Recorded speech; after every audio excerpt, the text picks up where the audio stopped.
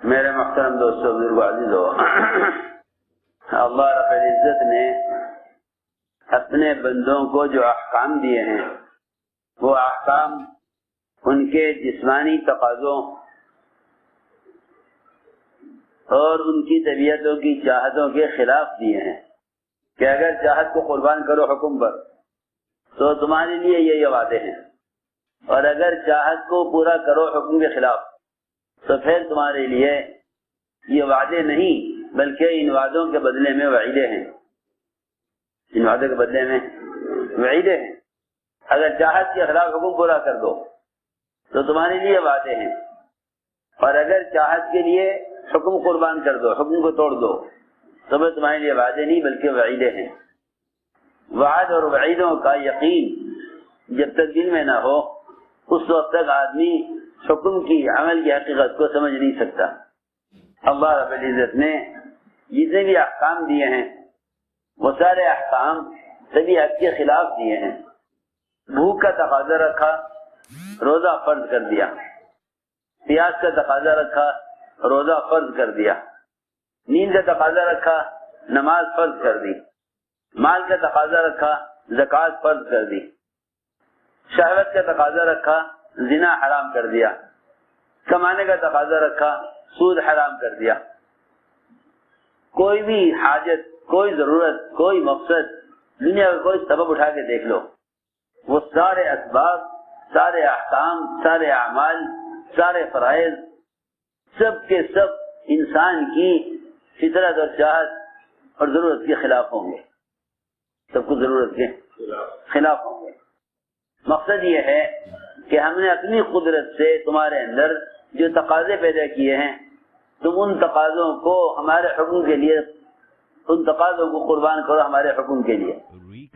انسان کسی عمل کو دیکھ کر اگر یہ کہے کہ میں یہ کام نہیں کر سکتا تو اللہ رب العزت نے اپنے بندوں کو ایسا کوئی حکم دیا ہی نہیں جس کے پورا کرنے کے بندوں میں طاقت نہ رکھی ہو، پورا کرنے کے بندوں میں طاقت نہ رکھی ہو، ایسا اللہ نے کوئی حکم نہیں دیا۔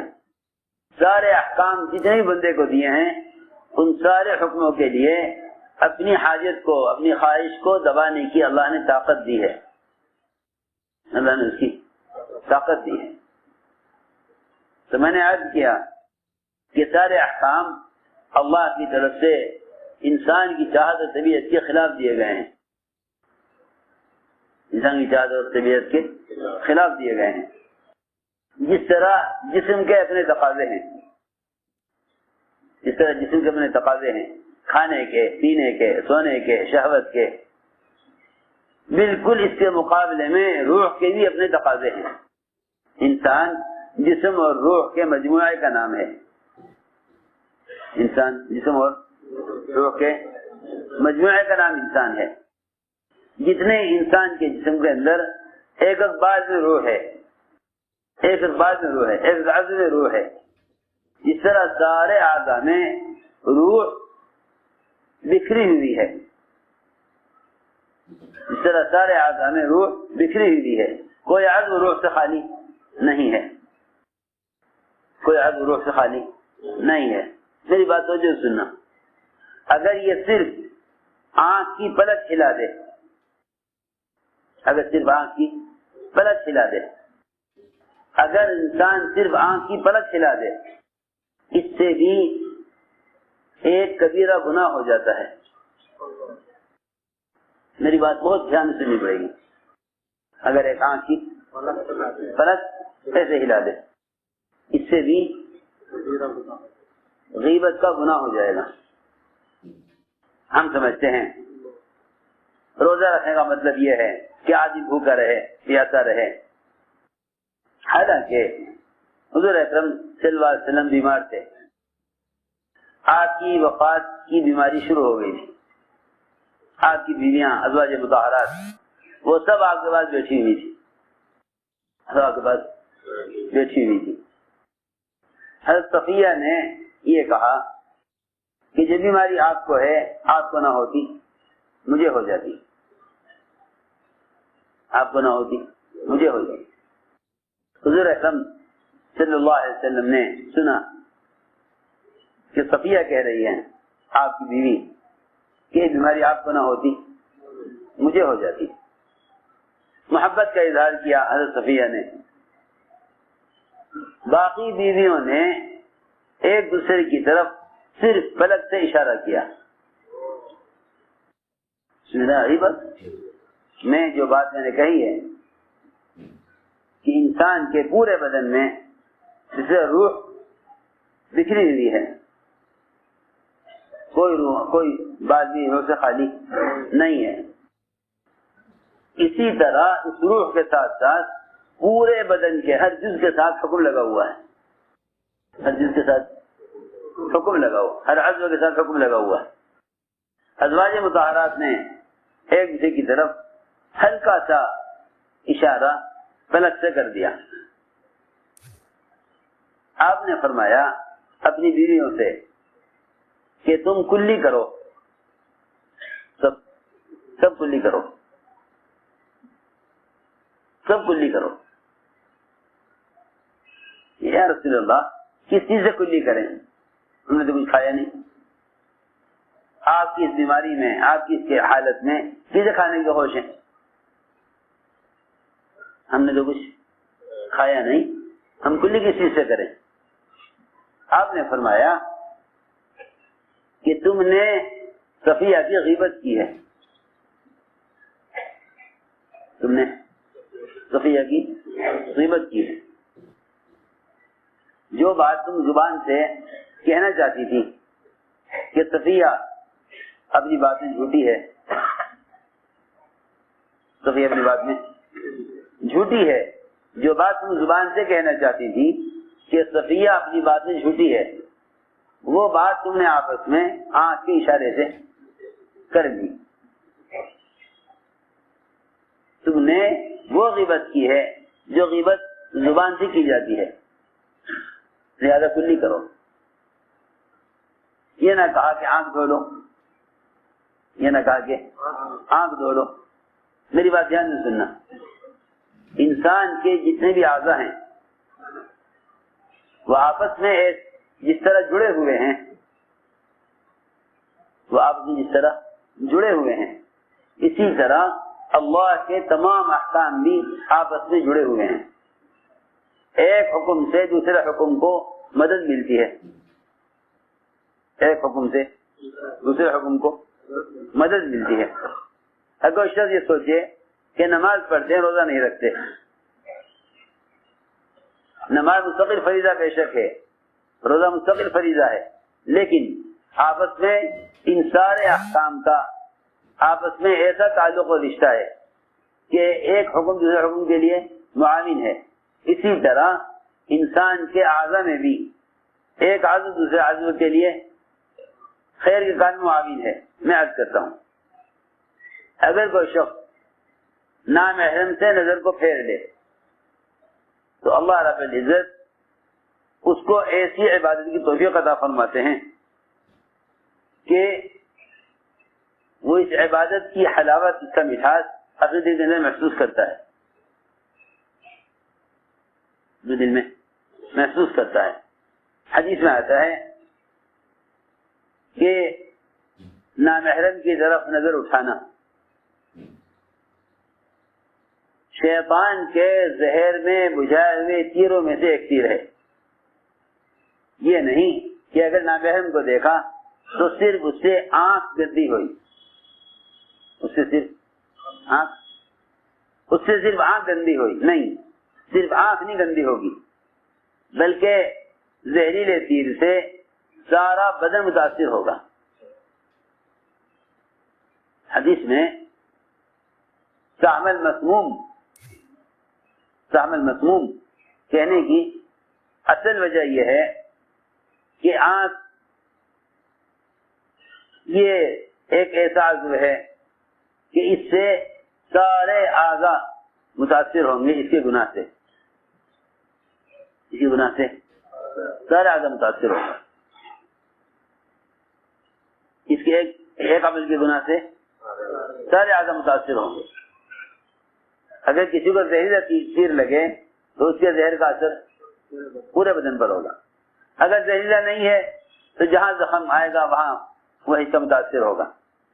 حضرت نے فرمایا سہم مسموم، زہر نے بجھایا ہوا تیر، یہ شیطان کی تیروں میں سے ایک تیر ہے جو زہر میں بجھایا ہوا ہے.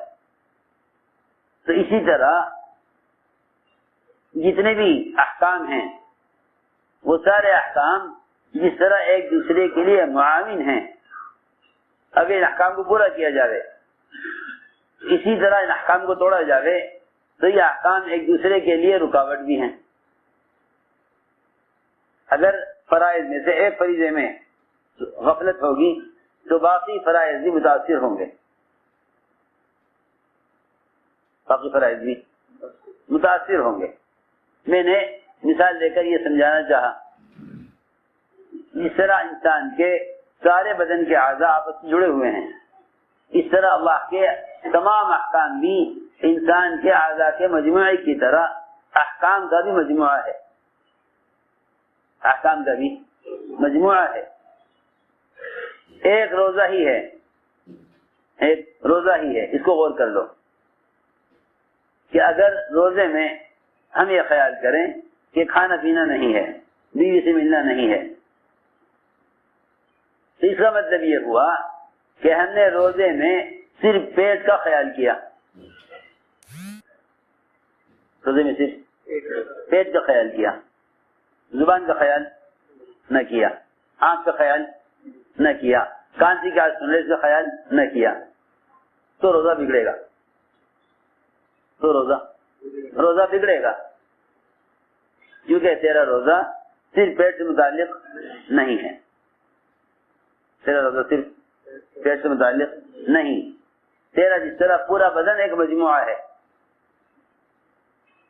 سارے بدن کے تمام اعضاء کو روزے پر لاؤ، جس طرح بدن کے تمام اعضاء کو نماز میں استعمال کرتے ہو، جس طرح بدن کے تمام اعضاء کو نماز میں استعمال کرتے ہو. آنکھ کو پابند کرو نماز میں کہ یہاں کے علاوہ کہیں نہ دیکھیں، زبان کو پابند کرو کہ ذکر اور قرآن کے علاوہ کچھ نہ کہے،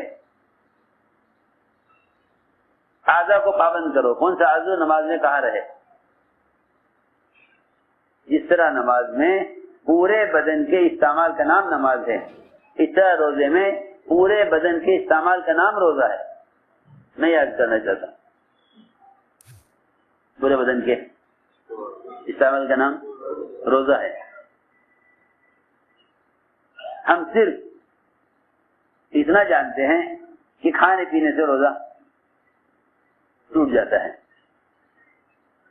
حالانکہ ہمیں نہیں معلوم کہ اس انسان کے جسم کے اعضاء کا جو مجموعہ ہے اس میں ایک چھوٹا سا عضو اگر غلط استعمال ہو تو اس کا باقی اعضاء پر کیا اثر پڑے گا، باقی اعضاء پر کیا اثر پڑے گا. اس کو میں سمجھانا چاہتا تھا. یا صفیہ نے جب آنکھ سے اشارہ کیا ایک دوسرے کی طرف تو آپ نے فرمایا تم سب کلی کرو، کیونکہ تم نے صفیہ کی زبان سے غیبت کی ہے. جو بات تم زبان سے کہنا چاہتی تھی کہ صفیہ جھوٹی ہے، وہ بات تم نے آنکھ کے اشارے سے کر لی آپس میں، تو تم نے صفیہ کی غیبت کی ہے. ایک روایت میں فرمایا الفظی الفظی الفظی الفظی، جلدی تھوک جلدی تھوک، جلدی جلدی تھوک، تیرے تھوک میں گوشت نکلے گا، تیرے تھوک میں گوشت نکلے گا. کیونکہ حضور اکرم صلی اللہ علیہ وسلم نے جو گناہوں پر وعیدیں، حکم میں بگڑنے پر جو وعیدیں بیان کی ہیں نا، وہ وعیدیں آپ نے خیالی اور مثالیں جو بیان کی ہیں وہ خیالی نہیں بلکہ حقیقی ہیں. لوگ کہتے ہیں کہ غیبت کرنا ایسا ہے جیسا اپنے بھائی کا گوشت کھانا،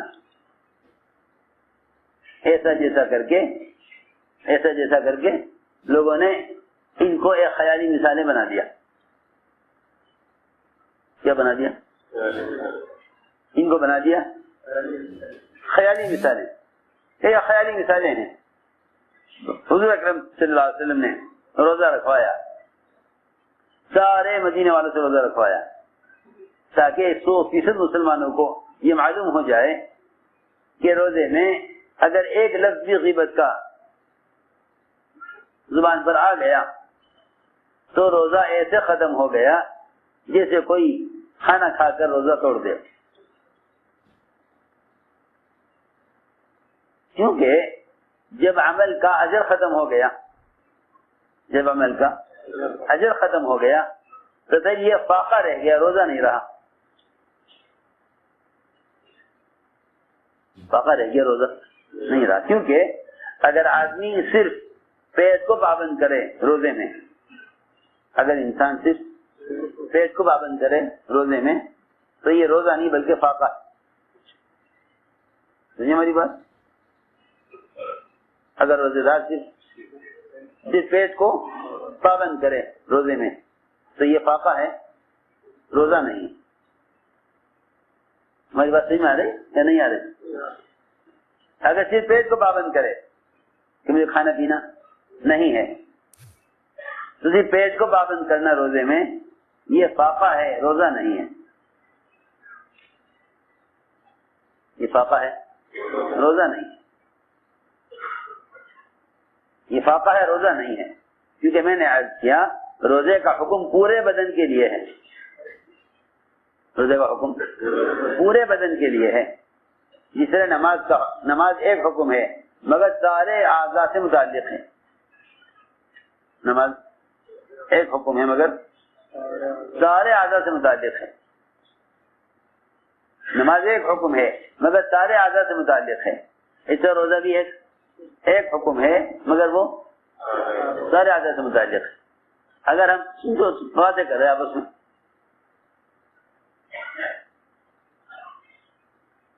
اگر ہم خیال کریں کہ کھانے پینے سے باز رہنا روزہ ہے تو پھر یہ پیٹ کا روزہ ہوا، باقی اعضاء کا روزہ نہیں ہوا. اس کو فاقہ کہا جائے گا، روزہ نہیں کہا جائے گا. اسی لیے فرمایا رب صائم ليس له من صيامه الا الجوع ورب قائم ليس له من قيامه الا السهر. عجیب حدیث ہے. رب صائم ليس له من صيامه الا الجوع ورب قائم ليس له من قيامه الا السهر.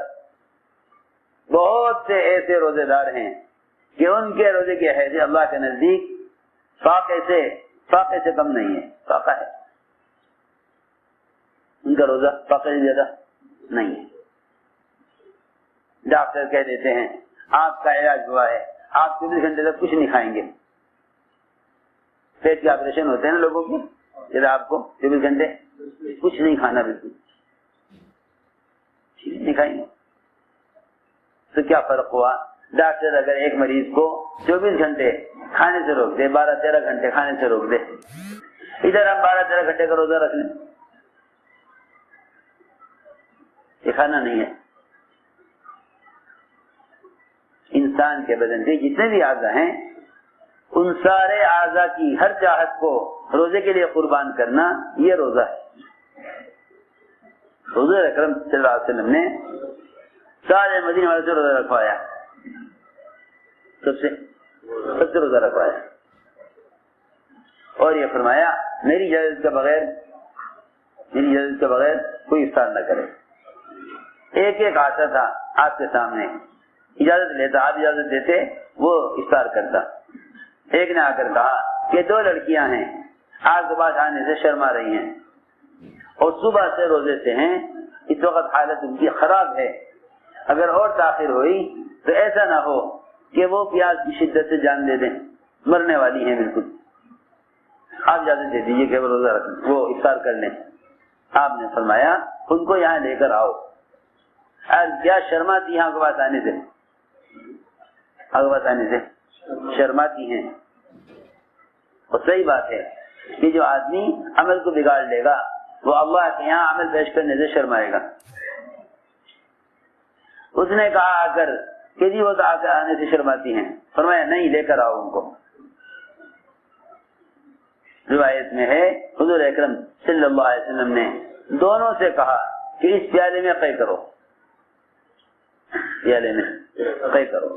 ایک نے قے کی تو اس کی قے میں انسان کا تازہ گوشت کچا، جبکہ سوائے درندے کے کچا گوشت انسان کوئی نہیں کھا سکتا. کچا گوشت انسان کا لحم عبیس روایت میں ہے، تازہ کچا گوشت وہ قے میں نکلا، پیالہ آدھا ہو گیا. دوسری جگہ تو بھی قے کر، اس نے بھی قے کی، پورا پیالہ ان کی قے سے تازے کچے گوشت سے بھر گیا. تازے کچے سب صحابہ کو دکھلایا، یہ دیکھو یہ کچا تازہ گوشت ہے، تاکہ آئندہ کو یہ نہ کہے کہ یہ تو ایک مثال کے طور پر سمجھانے کو کہہ دیا کہ انسان کا یہ مسلمان کی غیبت کرنا ایسا ہے جیسا اس کا گوشت کھانا. نہیں، ہم تمہیں حقیقی طور پر، مشاہدے کے طور پر، یقین پر دکھلا دیتے ہیں. تو میں نے عرض کیا، آنکھ سے اشارہ کیا حضرت صفیہ کی بات پر ازواج مطہرات نے. کتنی غیبت ہوتی ہے، کتنی غیبت ہوتی ہے صبح سے شام تک. شاید پوری دنیا میں کسی مخلوق، کسی جانور کا گوشت اتنا نہیں کھایا جاتا جتنا مسلمان کا گوشت کھاتا ہے. یہاں بکرے کا، بھینس کا گوشت 1 کلو کھا لے، 2 کلو کھا لے، پیٹ بھر جاوے گا. لیکن غیبت کرنے والوں کو گھنٹے گزر جاتے ہیں غیبت میں، وہ یہ بھول جاتے ہیں کہ ہم حقیقی طور پر گوشت کھا رہے ہیں. حضور اکرم صلی اللہ علیہ وسلم نے گوشت دکھلا کر آنکھوں سے بتلا دیا. آپ نے فرمایا اگر میں قے نہ کراتا، اگر میں ان سے قے نہ کراتا اور قے میں ان کے پیٹ سے گوشت نہ نکلواتا تو جہنم کی آگ اس گوشت کو کھاتی. جہنم کی آگ اس گوشت کو کھاتی. ساری بات یہ سمجھانے کے لیے عرض کر رہا کہ قیام اور صیام یہ دونوں چیزیں، قیام اور صیام یہ دونوں چیزیں، رات کا یہ عبادت، دن بھر کا روزہ، یہ دونوں چیزیں ایمان اور احتساب کے ساتھ ہیں. ایمان اور احتساب. اللہ اس پر کیا دینے والے ہیں، اللہ اس پر کیا دینے والے ہیں. سوچو، غور کرو. ایک شخص کا گھر تیار ہو جائے، ایک شخص گھر تیار ہو جائے، سارے کمرے، سارے گھر کا پورا نقشہ تیار ہو جائے، پورا ڈھانچہ تیار ہو جائے. اس کے بعد مزید 1 سال پورا اس گھر کے اندر، اس گھر کو مزین کرنے میں 1 سال مزید لگے، 1 سال مزید 1 سال لگے. بتاؤ اس گھر میں داخل ہونے کا کتنا شوق ہوگا.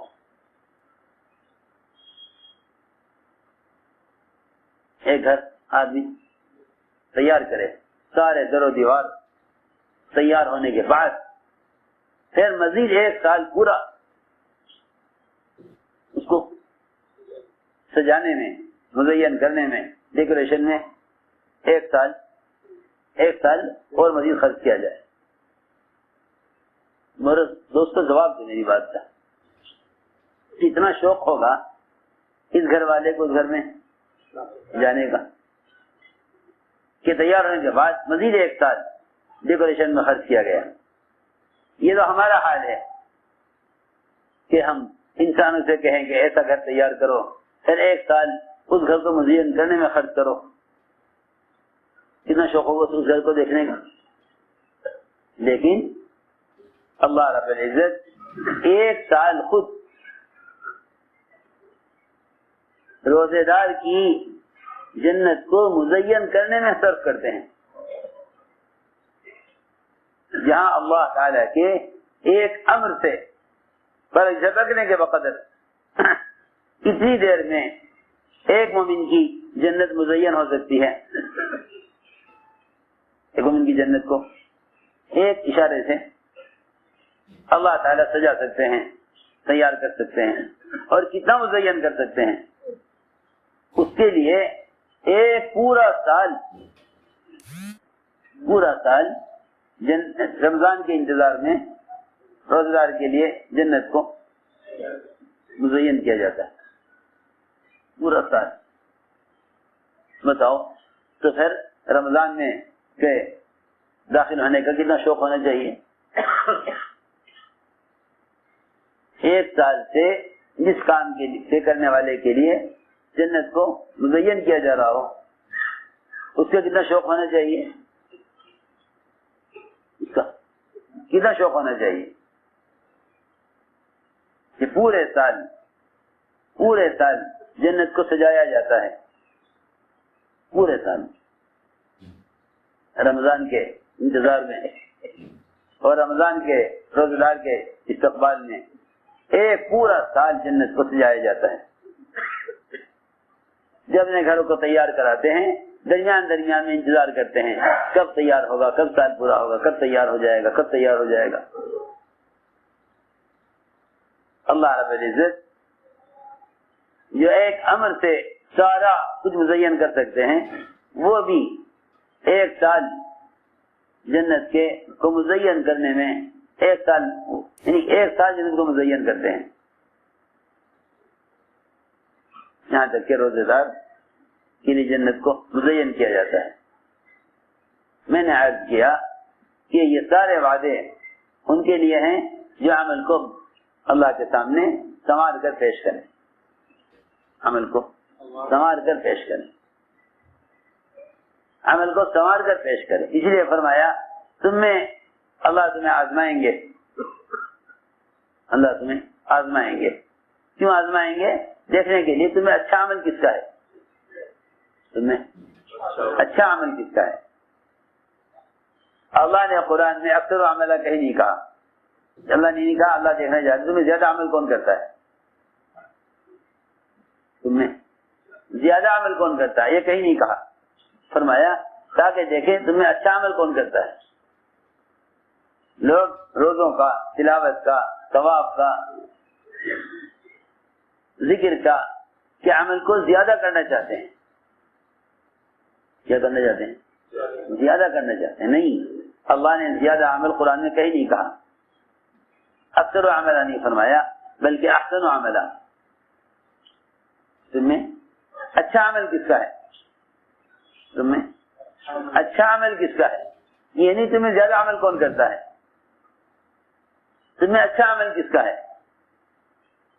یہ تو پورے سال کے اعتبار سے کہا کہ تم میں اچھا عمل کس کا ہے. اللہ اکبر. رمضان کا مہینہ، لوگ تاجر سیزن کے مہینے کو بہت غنیمت سمجھتا ہے کمانے کے لیے.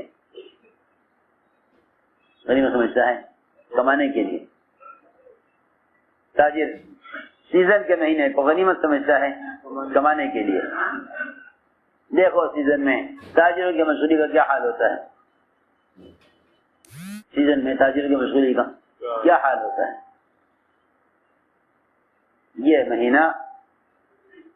یہ مہینہ دعوت عبادت کو جمع کرنے کا ہے. لوگ سمجھتے ہیں رمضان کا مہینہ خلوت کا، عبادت کا، سونے کا ہے. یہ غلط خیال ہے. کھانے، سونے اور عبادت کے لیے نہیں، بلکہ دعوت عبادت کو جمع کرنے کا مہینہ ہے.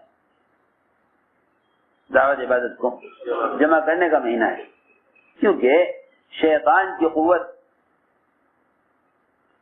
کی ساری قوت دو چیزوں سے روکنے پر لگتی ہے. شیطان کی قوت دو چیزوں سے روکنے پر لگتی ہے، ایک دعوت سے، ایک عبادت سے. دوسرے عبادت سے. اللہ رب العزت نے رمضان کا مہینہ شیاطین کے قید کرنے کا رکھا کہ ہم رمضان میں شیاطین کو قید کر دیں گے. میں کیا بتاؤں، رمضان میں شیاطین کو قید کرنے کی حکمت کیا ہے؟ تو میری بات دھیان سے سننا، رمضان میں شیاطین کو قید کرنے کی حکمت کیا ہے؟ اللہ تعالی انسان مسلمانوں کے اس عذر کو ختم کر کے دکھانا چاہتے ہیں کہ کوئی یہ کہے کہ میں تو گناہ سے بچنا چاہتا تھا مگر شیطان نے مجھے گناہ میں مبتلا کر دیا، میں تو نیکی کے کام، عبادت کے، تلاوت کے، ذکر کے، اللہ کے راستے میں نکلنے کے اعمال کرنا چاہتا تھا مگر کیا کروں، شیطان عمل نہیں کرنے دیتا۔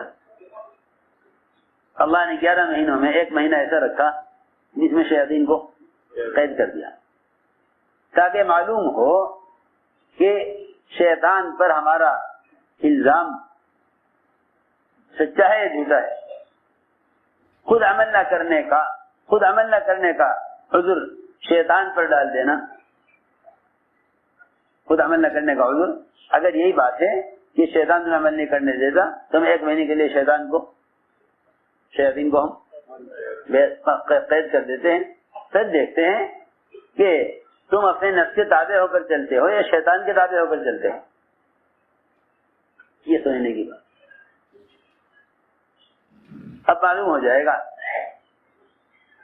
کہ بھائی یہ تو ہے، اس بات ہے نہیں کہ جی وہ تو رمضان میں شیاطین قید ہو جاتے تو کوئی گناہ ہی نہیں ہوگا۔ اب پتہ چلے گا کہ تمہارے گناہ شیطان کی مدد سے ہیں، یہ تمہارے گناہ تمہارے نفس کی مدد سے ہیں۔ تم پر غلبہ کس کا ہے، نفس کا یا شیطان کا؟ سنو، سوچنے کی بات، 1 مہینہ شیاطین کو قید کر کے عمل کر دیا گیا ہے۔ سنو میری بات توجہ سے، 1 مہینہ شیاطین کو قید کر کے عمل کر دیا گیا ہے کہ تم اس 1 مہینے میں اپنے نفس کو اتنا کچلو کہ اس وقت تمہارے لیے نفس کو کچلنا آسان ہے، کیونکہ شیطان نفس کے پالنے میں مدد کرتا ہے، شیطان نفس کو پالنے میں مدد کرتا ہے، شیطان نفس کو پالنے میں مدد کرتا ہے، اس لیے روزے کا حکم دیا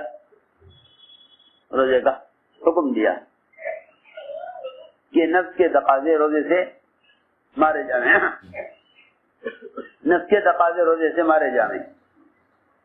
نفس کو کچلنے کا سب سے بہترین عمل وہ رات کا قیام اور تہجد ہے، تراویح اور رات کا قیام اس لیے دیا گیا تھا تاکہ نفس کو اس وقت کچلو جب شیاطین سب قید ہیں۔ لوگ کہتے ہیں کہ رمضان میں شیاطین کو قید کر دیا جاتا ہے، کیوں؟ اللہ نے کیوں قید کیا شیاطین کو؟ یہ بتانے کے لیے کہ اب مسلمان یہ نہیں کہہ سکتا کہ گناہ شیاطین کی وجہ سے ہو رہا ہے، ہم نے شیطان کو قید کر دیا، ہم 1 مہینے تک تمہارے عمل کو دیکھیں گے کہ تمہارے گناہ شیطان کی وجہ سے ہیں یا نفس کی وجہ سے ہیں۔ اس لیے فرمایا کہ شیطان سے کہیں بڑا دشمن تمہارے نفس ہے، شیطان سے کہیں زیادہ بڑا دشمن وہ تمہارا نفس ہے، شیطان سے کہیں بڑا دشمن وہ تمہارا نفس ہے۔ ان عدوک الذی بین جنبیک، تمام دشمنوں میں تمہارا سب سے بڑا دشمن تمہارا نفس ہے۔ لوگ رمضان میں بھی اپنے نفس کی خدمت کرتے ہیں، جو سونے جاگنے کا جو معمول رمضان کے علاوہ وہی رمضان میں۔ اگر تم سے رمضان میں کوئی گناہ ہو تو سمجھ لو کہ نفس غالب ہے کیونکہ شیاطین تو قید کر دیے گئے۔ ایک فرشتہ کافی ہے، ایک شیطان کو قابو کرنے کے لیے اللہ رب العزت 7 فرشتے ایک ایک پر مسلط کر دیتے ہیں اور وہ شیطان ان فرشتوں سے چھوٹ نہیں سکتا. اللہ نے دکھلا دیا کہ اب تمہارے پاس یہ عذر نہیں ہے کہ تم گناہ تو تم کرنا نہیں چاہتے مگر شیطان نے کرا دیا. اب یہ عذر نہیں، کیوں کہ شیاطین قید کر دیے گئے. اس لیے روزہ دیا گیا ہے نفس کو کچلنے کے لیے کہ شیطان کو تم نے یہاں قید کر دیا اور نفس کو تم کچل دو اس سے، روزے سے، اور نفس کو کچلو رات کے قیام سے. اس لیے قرآن نے کہا ہے رات کا قیام نفس کو سب سے زیادہ کچلنے والا ہے. اشد وقا، یہاں اشد وقا، سب سے زیادہ نفس کو کچلنے والا عمل وہ رات کی تہجد اور رات کا قیام ہے. سب سے زیادہ نفس کو کچلنے والا. ورنہ لوگ گناہ کرتے ہیں اپنے ارادے سے اور الزام دے دیتے ہیں شیطان کو، الزام دیتے ہیں شیطان. انسان سے جب کوئی دنیاوی نقصان ہو جاتا ہے تو اس نقصان کا الزام دوسروں کو دیتے ہیں. نقصان کا الزام دوسروں کو دیتے ہیں. جس طرح ہم دنیا کی مختلف نقصانات کے الزام دوسروں کو دیتے ہیں، اسی طرح اپنے گناہوں کا الزام شیطان کو دیتے ہیں. حضرت علی فرماتے تھے اگر فجر کے بعد 10 مرتبہ سورہ اخلاص پڑھ لو، فجر کے بعد 10 مرتبہ سورہ اخلاص پڑھ لو تو شیطان آزاد ہو کر باوجود پوری کوشش کے تم سے کوئی گناہ نہیں کرا سکتا.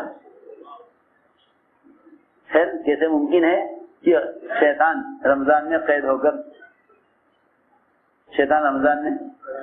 تم سے کوئی گناہ کرا لے؟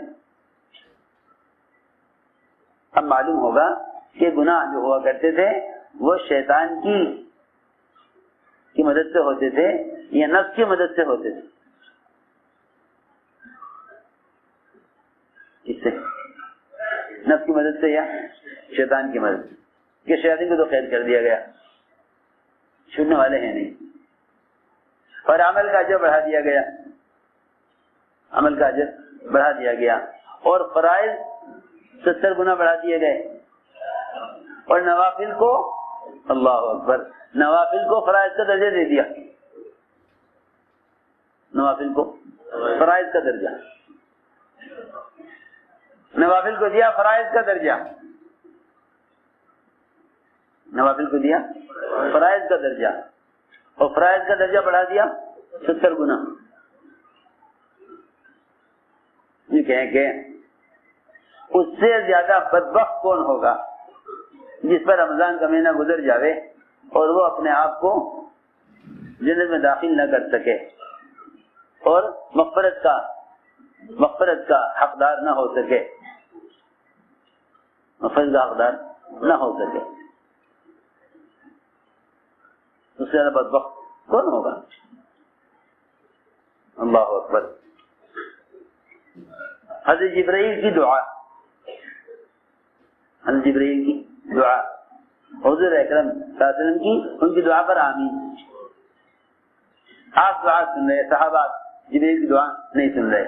صحابہ نے عرض کیا یہ کیا ہو رہا تھا کہ آپ آمین آمین کہہ رہے تھے، دعا کی آواز آ نہیں رہی تھی. آپ آمین آمین کہہ رہے تھے، دعا کی آواز نہیں آ رہی. تو آپ نے فرمایا کہ جبرائیل یہ بد دعائیں کر رہے تھے اس شخص کے لیے، پھر رمضان گزر جاوے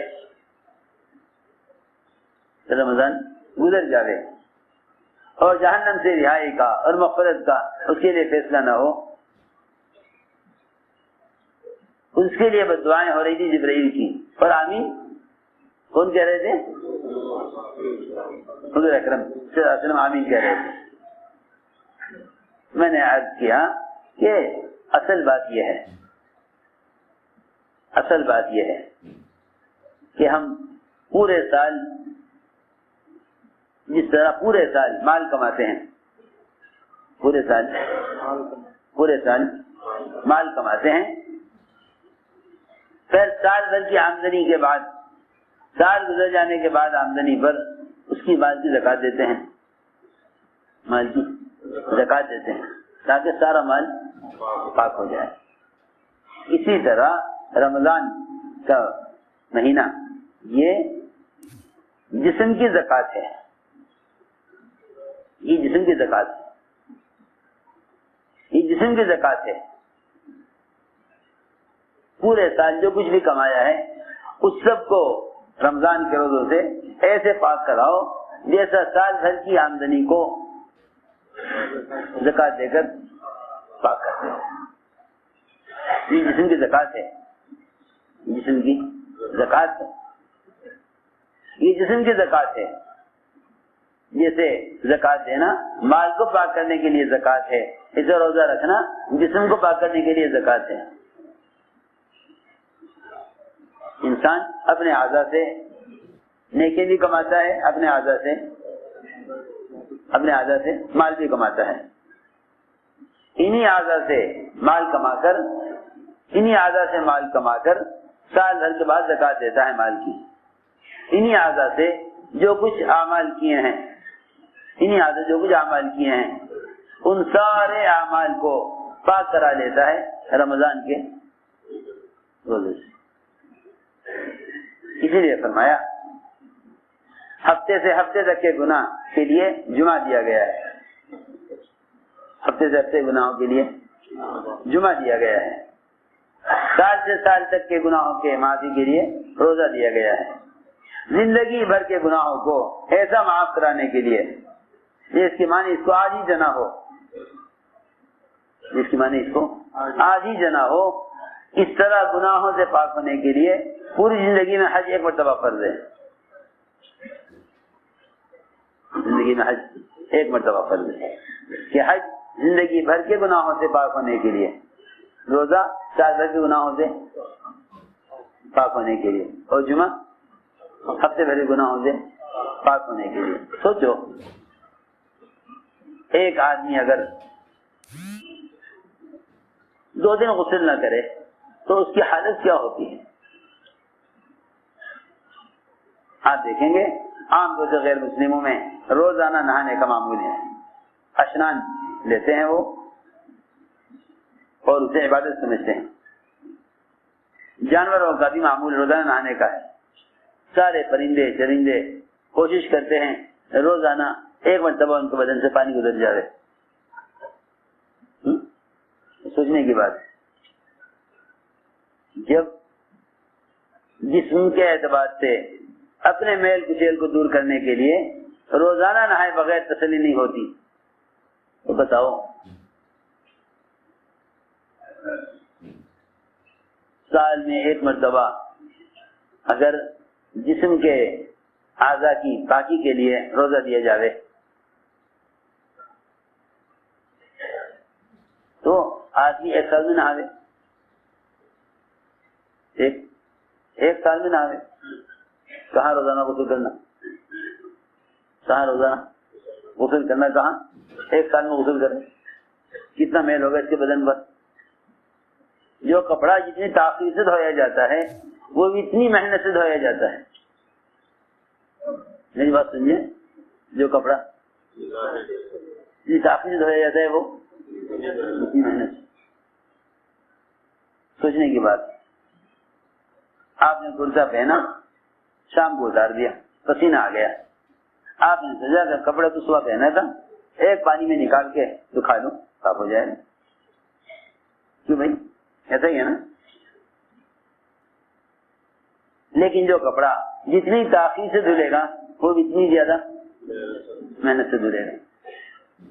آپ جمعہ سے جمعہ کرتا اتاریں تو وہ دھوبی زیادہ محنت سے دھوئے گا، اس پہ سالن کے دھبے، اس پر مختلف قسم کے داغ لگے ہوئے ہوں گے، اس سے زیادہ محنت دھویا جائے گا۔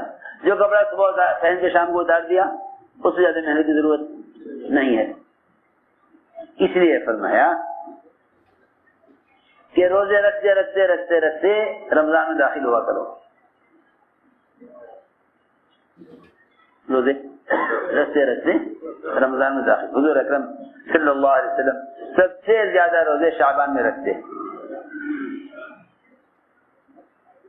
رمضان کے علاوہ جو زیادہ روزے رکھتے آپ شعبان میں.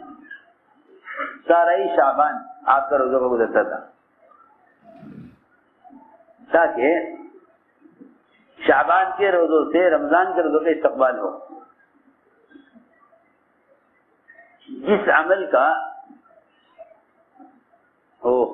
یہ کہیں کہ جس آنے والے مہمان کا استقبال اس کی چاہت کی چیز سے نہ ہو, اس مہمان کی بے اکرامی ہوتی ہے. رمضان روزے لے کر آ رہا ہے. آپ جانتے ہیں آپ اپنے گھر میں آنے والے مہمان سے پہلے ہی فون کر کے پوچھ لیتے ہیں کہ آپ کا کھانے میں ناشتے میں کیا لینے کا معمول ہے, تاکہ آپ آنے سے پہلے اس کا انتظام ہو. آپ فلاں وقت پہنچیں گے, کھانے میں کیا لیں گے, آپ کے لیے آپ کے آنے سے پہلے انتظام کرنا پڑے گا. ایسے تو ہے نہیں کہ مہمان آ گیا آپ پوچھیں کہ آپ کیا کھائیں گے. کیوں بھائی, پہنچنے سے پہلے معلوم کیا جاتا ہے کہ آپ کا ناشتے میں کیا معمول ہے, کھانے میں کیا معمول ہے. اگر رمضان کے معمولات کا انتظام رمضان کے آنے سے پہلے نہیں ہے تو یہ مہمان آ کر پریشان ہوگا. آپ کا جو انتظام ہے وہ اس کی مزاج کے خلاف ہے, اس کی مزاج کے بالکل خلاف ہے. جس طرح نماز سے پہلے 2 رکعت تحیۃ المسجد یا تحیۃ الصلاۃ, یہ 2 رکعت فرض سے پہلے اللہ کے سامنے پیش ہونے کے لیے تیار ہونے کے واسطے 2 رکعت نماز پہلے پڑھ لو. اسی طرح تحیۃ الصیام بھی ہے, جس طرح تحیۃ الصلاۃ ہے. اسی طرح کیا ہے تحیۃ الصیام,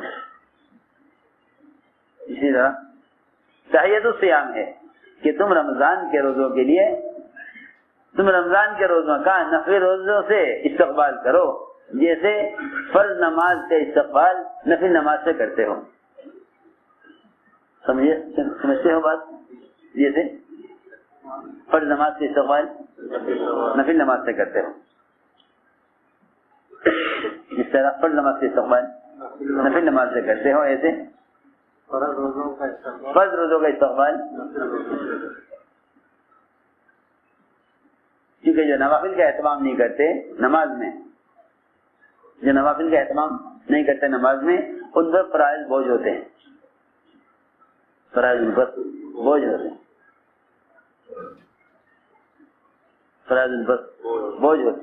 اسی طرح جو نفل روزوں کا اہتمام نہیں کرتے وہ رمضان کا مہینہ ان کے اوپر بڑا بھاری بن کر گزرتا ہے, بڑا بھاری بن کر گزرتا ہے. اس لیے کہا کہ رمضان کے استقبال شعبان کے روزوں سے کرو, رمضان کے استقبال شعبان کے روزوں سے کرو. حضور اکرم صلی اللہ علیہ وسلم سب سے زیادہ روزے شعبان میں رکھتے تھے. پوچھا بھی گیا آپ سے, آپ فرمایا کہ رمضان کی تعظیم میں شعبان کے روزے رکھتا ہوں. رمضان کی تعظیم میں کہ رمضان آ رہا, کیا بتاؤں, اللہ اکبر. لوگ سمجھتے ہیں کہ یہ تو ہر سال آتا ہے, رمضان تو ہر سال آتا ہے. ایک عجیب بات بتاؤں آپ کو, وہ نماز کا فریضہ جسے روزانہ 5 مرتبہ ادا کرنا ہے, فجر سے لے کر عشاء تک, فجر سے لے کر عشاء تک, وہ نماز جس کو 5 مرتبہ ادا کرنا ہے, اس کو 5 مرتبہ ادا کرنا ہے. اس کے لیے حکم آیا ہے حدیث میں کہ ہر نماز ایسے پڑھو کہ مجھے ابھی نماز نہیں ملے گی. آپ غور کریں بات پر, جو نماز روزانہ 5 مرتبہ پڑھنی ہے, ہر 2 نمازوں کے درمیان چند گھنٹے کا فاصلہ ہے, حضرت نماز کے درمیان چند گھنٹوں کا فاصلہ ہے. حضرت نماز کے درمیان چند گھنٹوں کا فاصلہ ہے. فرمایا حدیث میں نماز ایسے پڑھو گویا میری آخری نماز ہے. یعنی اتنا سنوارو کہ شاید آخری نماز ملے گی، نماز نہیں ملے گی. تو جن نمازوں کے درمیان چند گھنٹے کا فاصلہ ہے، جب انہیں اس طرح پڑھنے کا حکم ہے کہ اس کے بعد مجھے نماز نہ مل سکے گی، اسے ایسا پڑھنا چاہیے، تو جو روزہ 11 مہینوں کے فاصلے کے بعد آوے اس میں کتنا اہتمام کرنا چاہیے. نہیں سمجھے بات؟ سوچتی ہوں بھائی ماسٹر صاحب پھر چانس نہیں ہے. لوگ کہتے ہیں نا یہ اگر نکل گیا نا موقع پھر چانس نہیں آگے، پتہ نہیں کب آئے گا. دنیا کے بارے میں کوئی آخری ٹرین ہو، آخری بس نکل رہی ہو، تمہیں اپنے وطن جانا ہے، اللہ اکبر، کیسے اٹھو گے، کیسے دوڑو گے اسٹیشن؟ آخری بس ہے، اس واپس نہیں ہے، اس کے بعد اور کوئی ٹرین نہیں ہے. کون اٹھا دے گا کہ خود آپ کو لے گی، نیند ہی نہیں آنے کی. سوچنے کی بات ہے. جن دو نمازوں کے درمیان چند گھنٹے کا فاصلہ ہے اسے فرمایا حدیث میں کہ نماز ایسے پڑھو گویا تمہاری یہ آخری نماز ہے، اب تمہیں اس کے بعد نماز نہیں ملے گی. سوچنے کی بات ہے. جن دو رمضان کے درمیان کتنے مہینے کا فاصلہ؟ 11 مہینے کا فاصلہ. اس سے لوگ نماز سے بھی زیادہ غفلت سے گزار دیتے ہیں. جو نماز 5 مرتبہ پڑھنی دن میں رکھ لیں گے، آ جائے گا رمضان گزر جائے گا.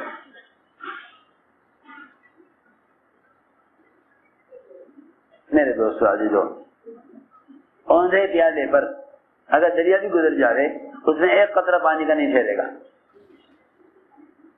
اوندھے پیالے پر اگر دریا بھی گزر جائے، اوندھے پیالے پر اگر دریا بھی گزر جائے اس میں ایک قطرہ پانی کا نہیں ٹھہرے گا، ایک قطرہ بھی پانی کا. اور اگر سیدھا برتن آپ رات کو روٹی کے نیچے رکھ دیں اپنے بیت الخلا میں، ایک ایک قطرہ اس میں سے ٹپکتا ہو روٹی میں سے، صبح آپ کو لوٹا بھرا ہوا مل جائے گا نا. اور اگر برتن ہوتا ہے تو اس سے کیا گزر جائے؟ دریا گزر جائے اس کے اوپر سے. آپ برتن اٹھائیں گے آپ کو برتن خالی ملے گا. اس لیے میں نے عرض کیا کہ اللہ رب العزت ہر عمل میں اپنے بندے کی انابت اور طلب کو دیکھتے ہیں. انابت اور طلب کو دیکھتے ہیں. اس میں انابت کتنی ہے، اس میں طلب کتنی ہے. اس لیے فرمایا کہ رمضان کا مہینہ یہ اللہ تعالیٰ سے 11 مہینے اس طرح گزارنے کے لیے یہ مہینہ آیا ہے کہ تم 11 مہینے کیسے گزارنا چاہتے ہو. جیسے 11 مہینے گزارنا چاہتے ہو ایسے مہینہ گزار دو. ایسے ہی مہینہ گزار 11 مہینے جیسے گزارنا چاہتے ہو. حضور اکرم صلی اللہ علیہ وسلم اس مہینے میں تیز آندھیوں سے بھی زیادہ سخی ہو جاتے تھے. تیز آندھی سے زیادہ سخی ہو جاتے تھے. تیز آندھی زیادہ سخی ہو جاتے تھے. آپ کی سخاوت تو انبیاء سے کہیں زیادہ ہے. وجہ اس کی یہ ہے کہ انبیاء علیہ السلام نے تو بادشاہت کے ساتھ سخاوت کی، آپ نے فقر کے ساتھ سخاوت کی.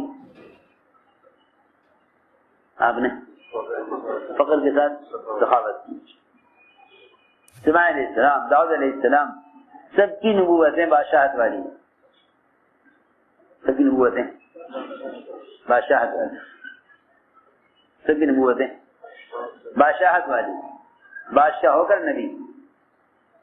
حضور اکرم صلی اللہ علیہ وسلم نے فاقے والی نبوت اختیار کی. اللہ نے فرمایا کہ مکے کے پہاڑ اور تہامہ کی وادیاں وہ آپ کے ساتھ سونا چاندی بن کر ساتھ چلتی.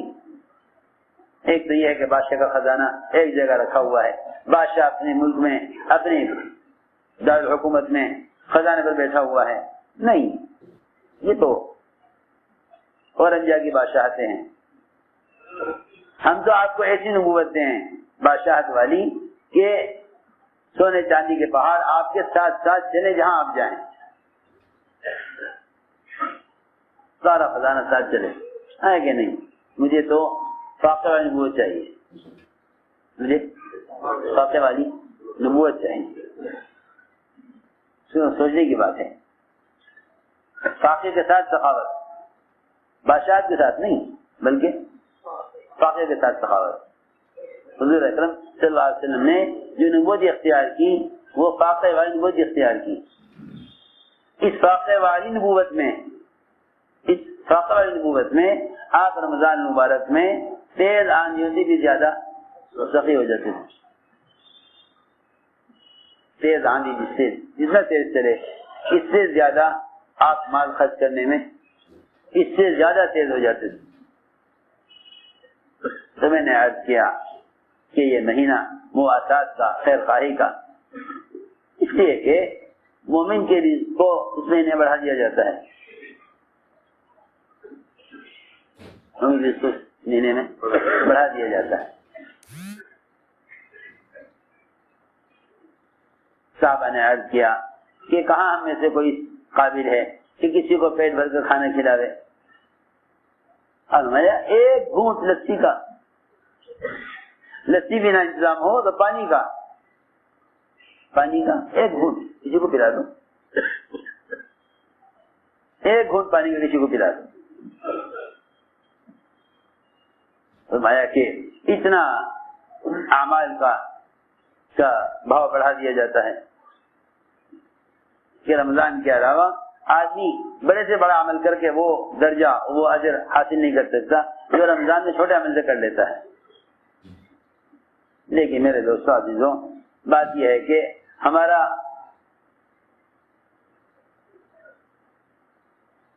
رمضان کا مہینہ غفلت سے گزر جاتا ہے, غفلت سے گزر جاتا ہے, غفلت سے مہینہ گزر جاتا ہے. اس لیے یہ مہینہ اپنے نفس کو کچلنے اور اعمال میں سبقت کرنے کا مہینہ ہے, اعمال میں آگے بڑھنے کا مہینہ ہے. اور یہ خیال نہ کیا جاوے کہ یہ مہینہ عبادت و خلوت کا ہے, بلکہ یہ مہینہ سب سے زیادہ 11 مہینوں کے مقابلے میں 11 مہینوں کے مقابلے میں جس طرح یہ مہینہ عبادت میں آگے بڑھنے کا ہے, اس طرح 11 مہینوں کے مقابلے میں یہ مہینہ دعوت میں آگے بڑھنے کا ہے. کہ میں نے عرض کیا تھا کہ شیطان دو چیزوں سے روکتا ہے, ایک دعوت سے, دوسرے عبادت سے. یہ مہینہ شیاطین کو قید کر دیا گیا تاکہ معلوم ہو جائے کہ تمہیں اللہ کے راستے میں نکلنے سے شیطان روک رہا ہے یا نفس روک رہا ہے. سوچنے کی بات, تمہیں اللہ کے راستے میں نکلنے سے شیطان روک رہا ہے یا نفس روک رہا ہے. عیسائی تو قید کر دیے گئے. اب تمہارے پاس یہ عذر نہیں کہ شیطان نکلنے نہیں دیتا, کہ شیطان نے تمہیں قید کر دیا. اب دیکھتے ہیں کہ تم نکلتے ہو کہ نہیں. حضور اکرم صلی اللہ علیہ وسلم نے رمضان کے مہینے میں خروج کر کے قیامت تک آنے والی امت کو بتلا دیا کہ رمضان خلوت کے لیے نہیں, رمضان کا مہینہ خلوت کے لیے نہیں, بلکہ رمضان کا مہینہ 11 مہینوں کے مقابلے میں اللہ کے راستے میں نکلنے کے اعتبار سے زیادہ موزوں ہے. یوں خیال نہ کیا جائے کہ بھئی رمضان کا مہینہ تو ذکر و عبادت کا, تلاوت اور خلوت کا ہے, کیونکہ نقل و حرکت فرائض کو عملی طور پر زندہ کرنے کے لیے ہے. تم جس طرح رمضان کے علاوہ نماز کے فریضے کو لے کر پھرے ہو, نماز کے فریضے کو قائم کرنے کے لیے, اس طرح تم رمضان کے مہینے میں پھرو روزے کے فریضے کو قائم کرنے کے لیے.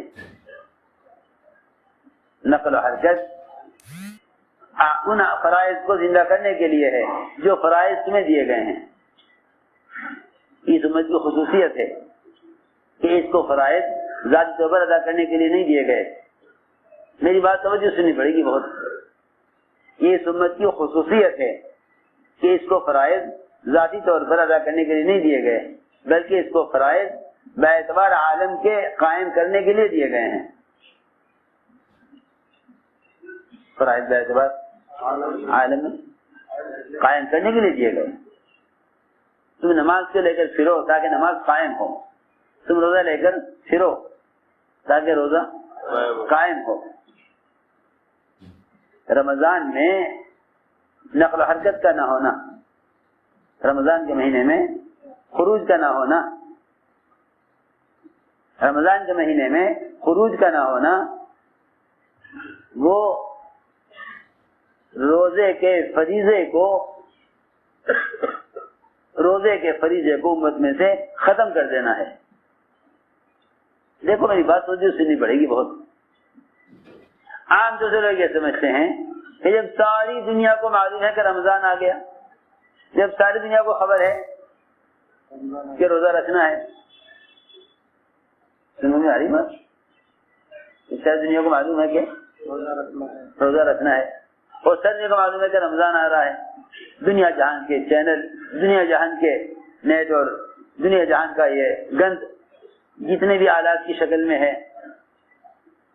جب اس کے ذریعے ساری دنیا میں معلوم ہو گیا کہ رمضان آ رہا، پھر رمضان میں پھرنے کی کیا ضرورت ہے؟ پھرنا تو اس لیے ہوتا کہ بھائی لوگوں کو روزے کی خبر نہیں ہے. بس یہی خیال غلط ہے، یہی خیال غلط ہے. میری بات توجہ سننی پڑے گی، میری بات بہت توجہ سننی پڑے گی. یہی خیال غلط خیال ہے، یہی خیال غلط خیال ہے. لوگ یہ سمجھتے ہیں تبلیغ میں نکلنا اس لیے ہے تاکہ دوسروں کو بھی عمل کی خبر ہو جائے. نہیں، ایسا نہیں ہے. تبلیغ میں نکلنے کا مقصد یہ نہیں کہ دوسروں میں عمل کا تعارف ہو جائے.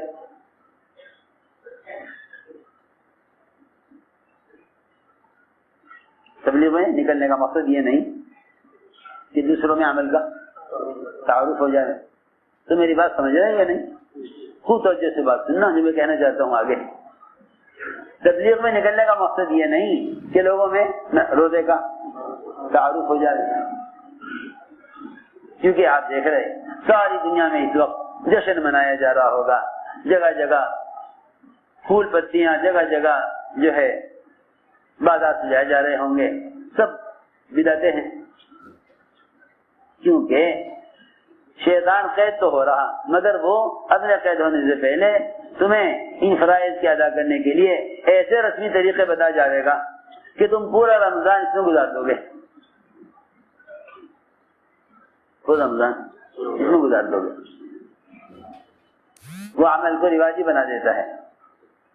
میری بات توجہ سے سننا. رمضان میں نکلنے کا مقصد صرف روزوں کا تعارف کرانا نہیں، وہ تو ساری دنیا میں ہو رہا. ہر جگہ سوال، ہاں بھائی چاند ہو گیا نہیں ہو گیا، چاند ہو گیا نہیں ہو گیا، معلوم ہے لوگوں.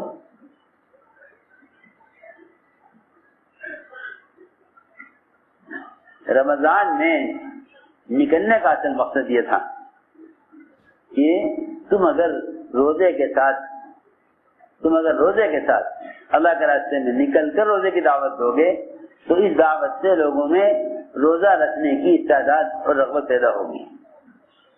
کیونکہ تبلیغ اعلان کے لیے نہیں ہے، تبلیغ عمل کی استعداد پیدا کرنے کے لیے ہے. جس عمل کو لے کر تم پھرو گے، لوگ اس عمل کو لوگوں کے اندر اس عمل کرنے کی استعداد پیدا ہوگی. کیونکہ تمہارا یہ روزہ اللہ کے راستے کے مجاہدے کے ساتھ ہے. اللہ کے راستے کے مجاہدے کے ساتھ ہے. تمہارا روزہ اللہ کے راستے کے مجاہدے کے ساتھ ہے.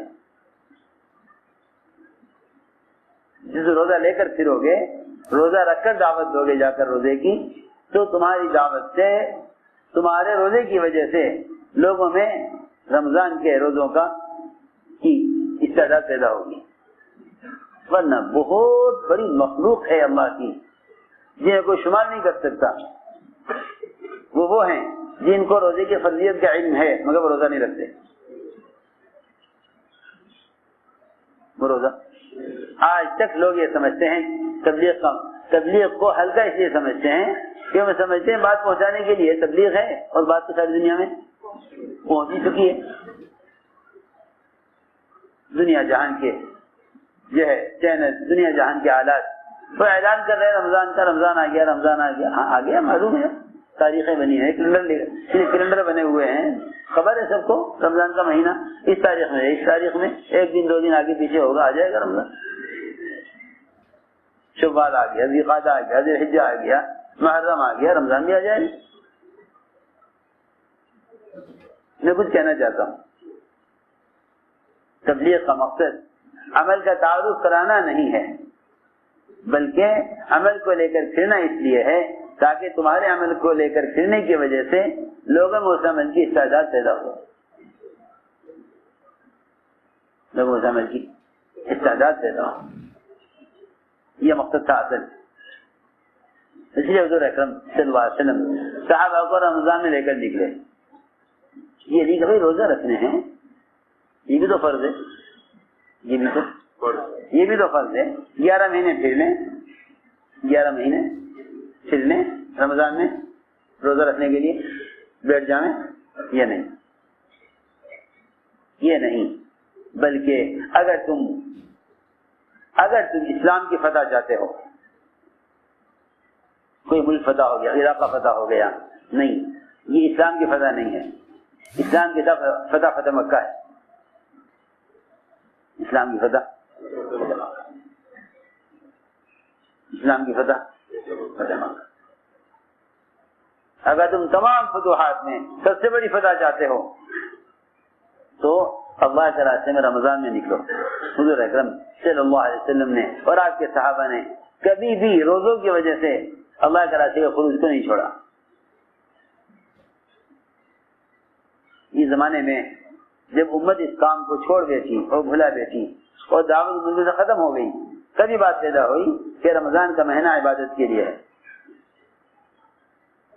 جب امت دعوت کو چھوڑ بیٹھی، بھلا بیٹھی اور اس ذمہ داری کو امت نے انبیاء تک محسوس سمجھا، تبھی بات پیدا ہوئی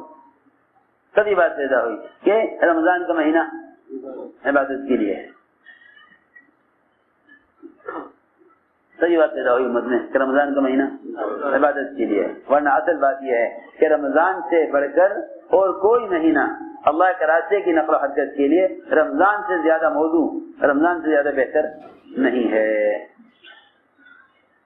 جب حج کا خط پڑھو سارے کام کرنے والوں کے لیے، جس میں رمضان میں اللہ کے راستے میں نکلنے کے فضائل اور رمضان میں اللہ کے راستے میں نکلنے کی ضرورت اور اہمیت، اور رمضان میں نکلنے میں 11 مہینے کے مقابلے میں زیادہ دعوت کے مقاصد کے حاصل ہونے کو حضرت نے بیان کیا ہے. اس لیے صحابہ کرام رمضان میں اللہ کے راستے میں نکلتے تھے. جن میں ہمت ہوئی انہوں نے روزہ رکھا لیکن خروج نہیں چھوڑا. جن میں ہمت نہیں تھی وہ روزہ نہیں رکھا. کہ نہیں ہمت نہیں ہے،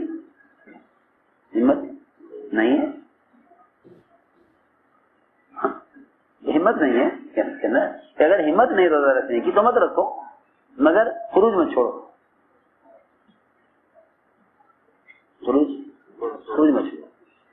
بعض وہ ہوتے ہیں جو بیچارے رمضان کے مہینے میں کہ ہمیں تو قرآن سننا ہے، ہمارا قرآن ناقص ہو جائے گا.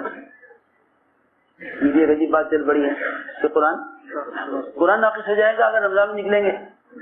ارے خروج قرآن کو ناقص کرنے کے لیے ہے یا خروج قرآن کو پھیلانے اور قرآن کو قائم اور زندہ کرنے کے لیے ہے؟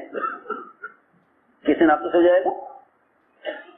تراویح کی سنت جب زندہ ہوگی، جب تم تراویح کو لے کر پھرو. حفاظ کرام رمضان میں نکلنے میں سستی کرتے ہیں، کیوں بھائی کہ قرآن سنانا ہے. ارے ہم تمہیں قرآن سنانے کے لیے تو نکالنا چاہ رہے اور تم کہہ رہے کہ قرآن سنانے کے لیے نکلنا مشکل ہے. قرآن سنانے کے لیے نکلنا مشکل. سمجھتے جو وقت لگا کر آ گیا رمضان سے پہلے اس سے کہتے بھائی تو آ گیا تو قرآن سنا لے، میں نکل جاؤں. میں نکل جاؤں؟ کسی عجیب بات ہے. امت کلمے کے بغیر دنیا سے جاوے، یہ یوں کہہ کر تراویح، یہ یوں کہہ کر خروج چھوڑ دے کہ میرا قرآن ناقص ہو جائے گا، میرا قرآن ناقص ہو جائے گا. میں نے غور کیا کہ حضور اکرم صلی اللہ علیہ وسلم رمضان میں نکلے، آپ رمضان میں نکلے، کیا ہوا تراویح کا، کیا ہوا نوافل کا، کیا ہوا قرآن کا، کیا ہوا روزوں کا؟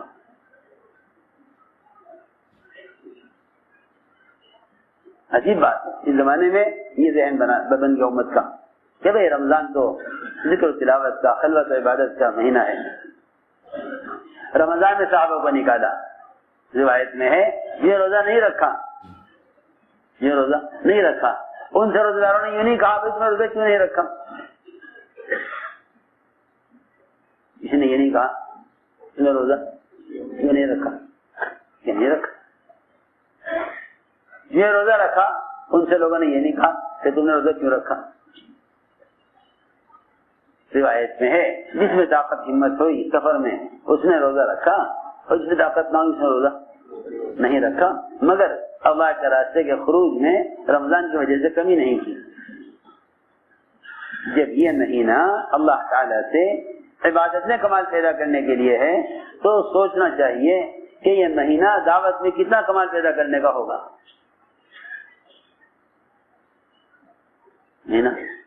دعوت میں کتنا کمال پیدا کرنے کا ہوگا، کیونکہ دعوت عبادت کو جمع کرنے سے دین میں پختگی پیدا ہوتی ہے. اسی لیے اللہ نے فرمایا قرآن میں وَمَنْ أَحْسَنُ قَوْلًا مِّمَّنْ دَعَا إِلَى اللَّهِ وَعَمِلَ صَالِحًا، کہ جو دعوت اور عمل کو دونوں کو جمع کر لے، ایک ساتھ دونوں کو اکٹھا جمع کر لے، دعوت اور عبادت دونوں کو اکٹھا جمع کر لے،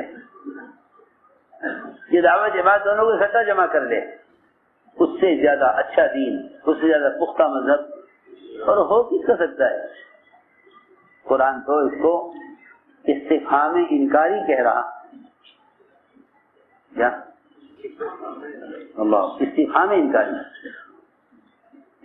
انکاری ہوتا ہے تاکید کے لیے. اللہ تعالی سوال کھڑا کر رہے ہیں، سوالیہ جملہ ہے قرآن کی آیت، سوالیہ جملہ ہے کہ اس سے زیادہ اچھا پختہ مذہب ہو کس کا سکتا ہے. رمضان کے علاوہ تم اللہ کے راستے میں نکلو، اس پر بھی یہ فرما دیا کہ اس سے زیادہ اچھا دین ہو کس کا سکتا ہے جو دعوت دیتے ہوئے عمل کرے. تو پھر رمضان کا مہینہ جو اللہ تعالی کی طرف سے اللہ اکبر حضرت فرماتے تھے، جب اس رمضان کے مہینے میں عبادت کا بھاؤ اتنا بڑھا دیا گیا،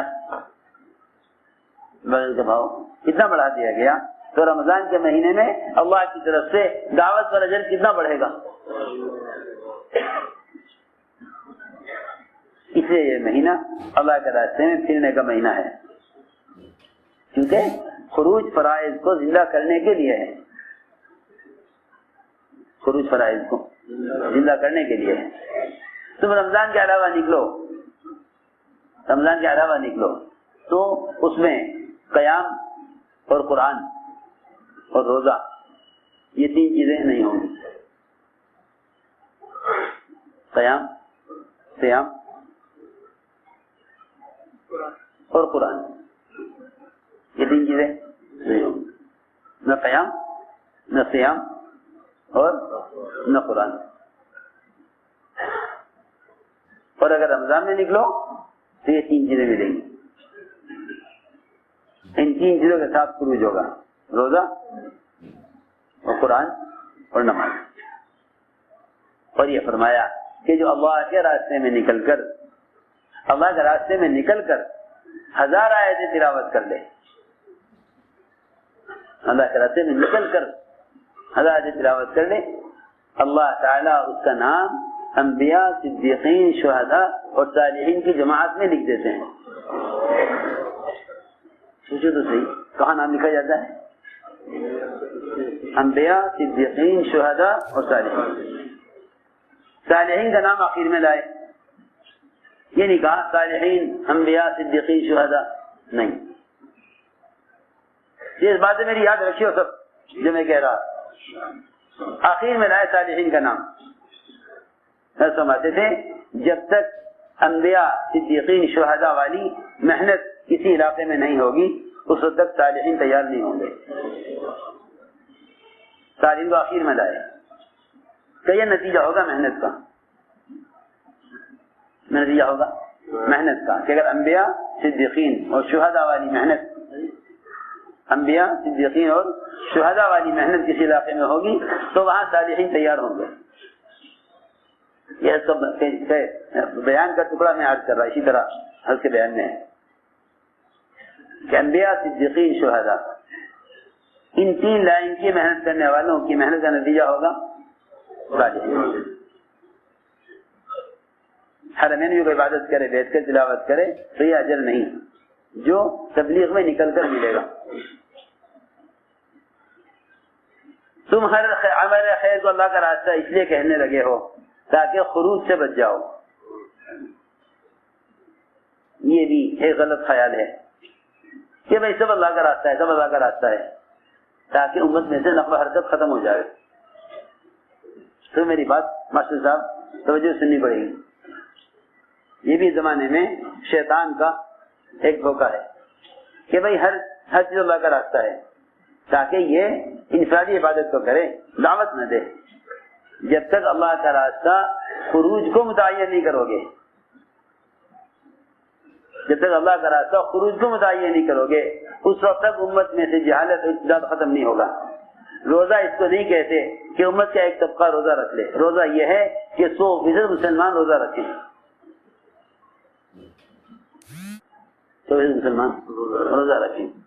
میں کیا بتاؤں, میری بات کا سمجھنا اس زمانے بڑا مشکل ہے, اس لیے کہ امت ایک رخ پر چل پڑی ہے. تم سبیل اللہ ہر عمل کو کہنے لگو گے تو خروج کی اہمیت ختم ہو جائے گی. جب تک یوں نہ کہو گے اللہ کے راستے میں نکلنا نقل حرکت اور خروج ہے, جب تک سبیل اللہ اللہ کے راستے کے خروج کو متعین نہیں کرو گے اس وقت تک صحابہ کا خروج سمجھ آئے گا نہیں. لوگ یہ سمجھتے رہیں گے کہ قتال کے لیے نکلنا ہے, قتال کے لیے نکلنا ہے. لوگ یہ سمجھتے رہیں گے قتال کے لیے نکلنا, صحابہ نکلتے تھے اب قتال ہے نہیں, تو گویا سبیل اللہ کا ایک راستہ تو بالکل ہی بند ہو گیا.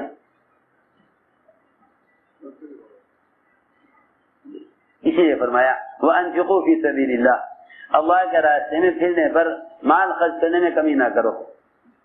یہاں سبیل اللہ سے خروج ہی مراد ہے. یہاں سبیل اللہ سے خروج ہی مراد ہے.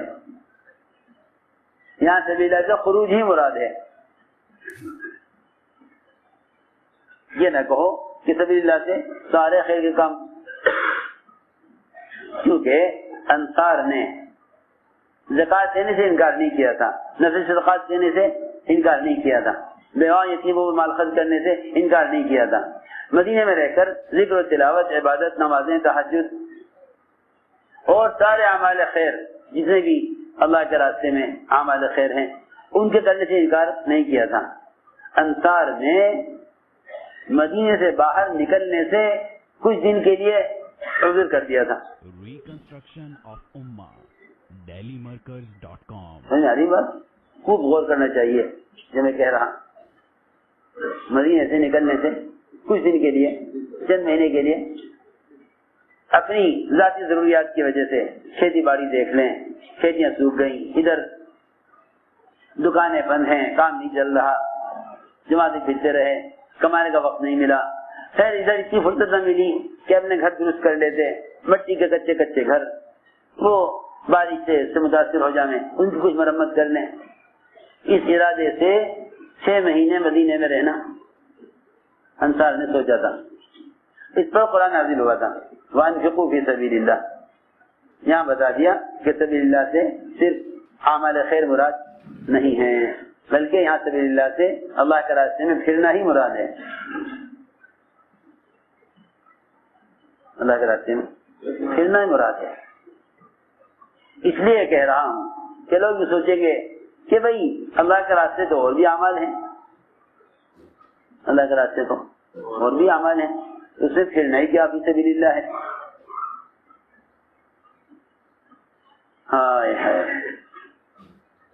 اس لیے زمانے لوگ یہ سمجھنے لگے کہ بھئی رمضان کا مہینہ تو بھئی خلوت عبادت کا ہے، اور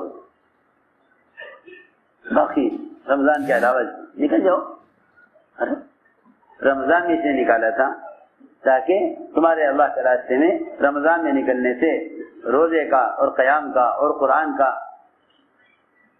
ان سارے اعمال کا، یہ سارے اعمال متعدی بنے، سارے اعمال متعدی بنے. اصل اعمال کے تعدیے کے لیے نفر ہے، تم سب کے سمجھنے کی بات ہے. اعمال کے تعدیے کے لیے خروج ہے. اس لیے جو اہمیت عمل کو متعدی کرنے کی ہے وہ اہمیت خروج کی ہے. عمل کو متعدی بنانا اصل ہے، عمل کو متعدی بنانا اصل ہے. یعنی متعدی بنانے کا مطلب یہ ہے کہ عمل سے عمل زندہ ہو، عمل سے عمل زندہ ہو. کتابوں سے عمل زندہ نہ ہوگا، سب بات ہے، کتابوں سے عمل زندہ نہیں ہوگا. عمل تو اجتماعی عمل، اجتماعی ماحول سے عمل زندہ ہو، اجتماعی ماحول سے عمل کی اصلاح پیدا ہوتی ہے. میں عرض کرتا ہوں، ایک علاقے میں جماعت گئی، ایک علاقے میں جماعت گئی، جماعت آتی رہتی ہے سال بھر. جماعت پہنچی دوپہر کا وقت، آ گئے گاؤں والے کہ جی کھانا لا رہے. کھانا کہ نہیں بھائی کھانا نہیں. کہ جی کیوں نہیں، کھانا کھا لو، دوپہر کا وقت ہو رہا. ابھی جماعت پہنچی بھوکے پیاسے، کہ بھائی نہیں کھانا نہیں ہے، رمضان ہے رمضان. اللہ کیسے غم افسوس کی بات. لوگ سمجھتے ہیں تبلیغ میں نکلے رمضان میں کوئی قرآن سنا دے. اس نے کہا کہ رمضان ہے رمضان، رمضان اجازت نہیں دیتا کچھ کھانے کی. سنو قصہ جماعت نے سنایا آگے.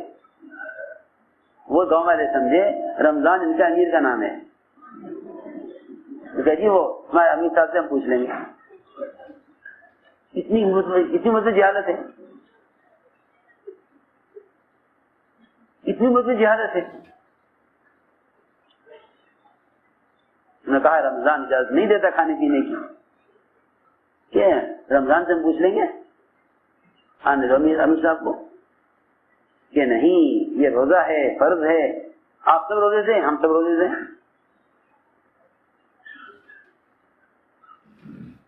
لوگ یہ سمجھتے ہیں کتابیں لکھ دی، دین آ گیا، جسے پڑھنا ہو عمل کرنا ہو کتاب میں پڑھ لے، عمل کر لیں. کتاب تو طالب کے لیے ہے نا، غیر طالب کے لیے تو نہیں ہے.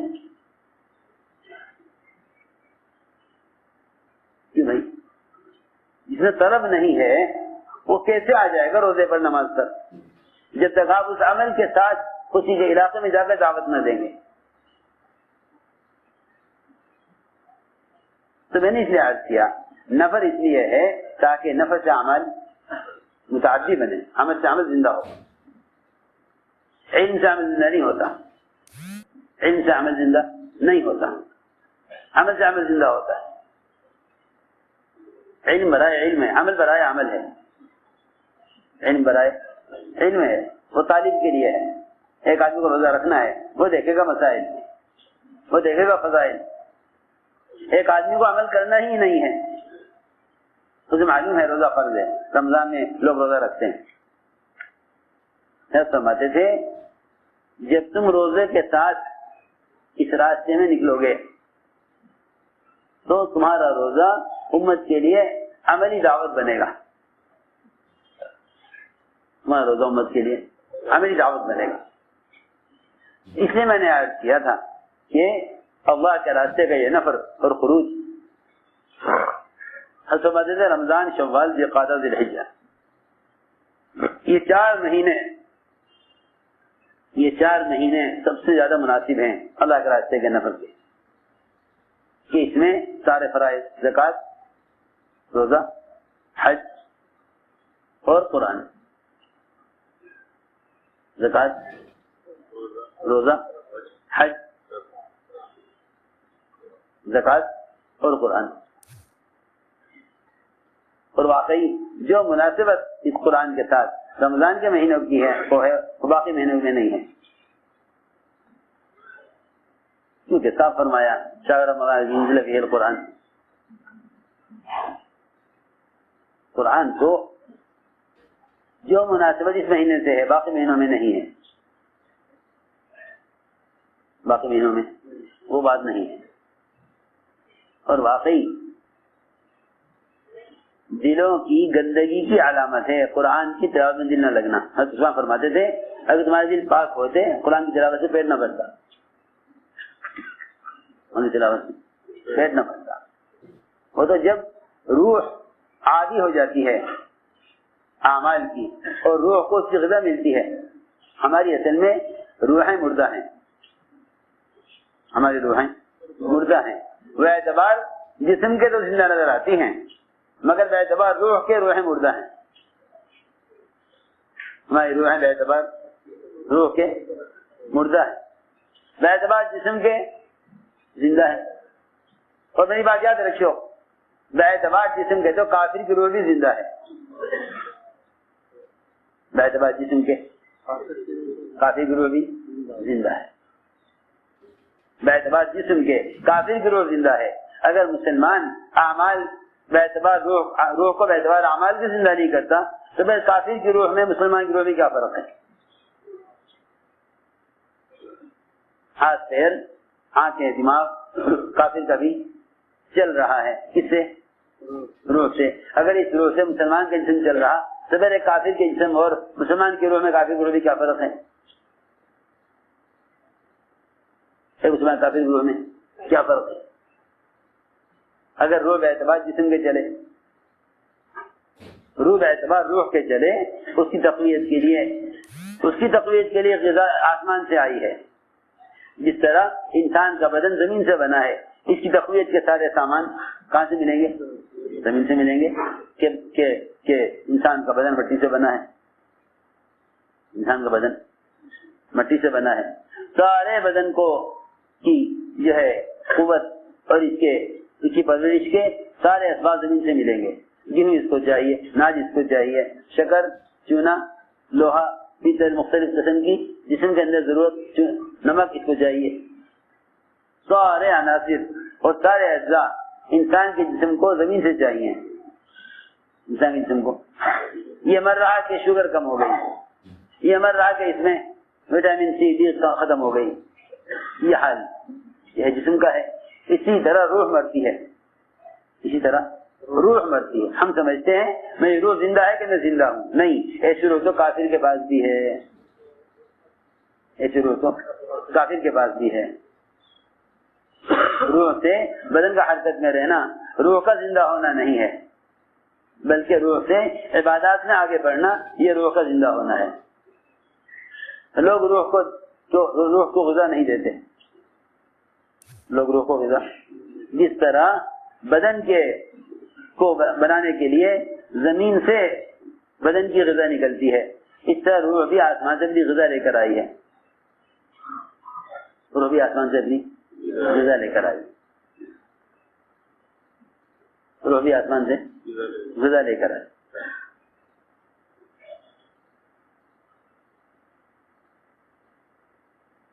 روح بھی آسمان سے اپنی غذا لے کر آئی ہے.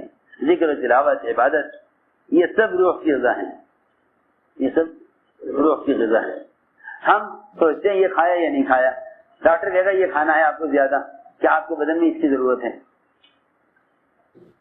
لیکن روح کے اعتبار سے کوئی سوچتا نہیں کہ روح کو میں نے کیا غذا دی. آج شوگر والوں کی جیب میں مٹھائی ہوتی ہے. کیوں؟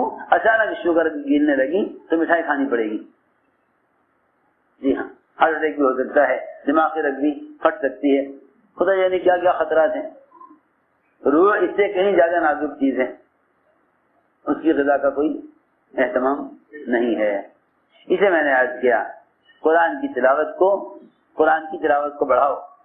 یہ رمضان کا مہینہ یہ روح کی تقویت کے لیے دیا گیا ہے، روح کی تقویت کے لیے دیا گیا ہے۔